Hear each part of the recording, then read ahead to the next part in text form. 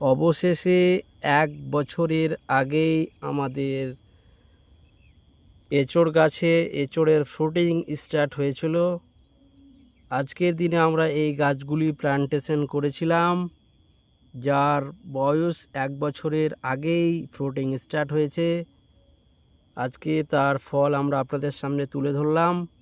আপনারা চাইলে আমাদের প্রজেক্টে আসতে পারেন। আমাদের বড় প্রজেক্ট আছে, সেখানে গন্ডেলাইট পেয়ারা প্লাস কিছু সাইট্রাস জাতীয় মালটা মৌসুমি জাতীয় লেবু, আর সাথে 12 মাসি যে কাঁঠাল বা জ্যাকফ্রুট বা 12 মাসি যে এঁচোড়, থাইল্যান্ড বলুন ভিয়েতনাম বলুন সবই একই, সব ঢপ দিয়ে চারা বিক্রি করার ধান্দা।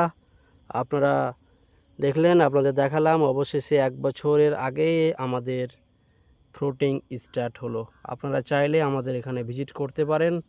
আমাদের বড় প্রজেক্ট আছে, আমাদের যা শেয়ার করছি আমাদের প্র্যাকটিক্যালি জ্ঞান আপনাদের সঙ্গে শেয়ার করছি। Thank you so much.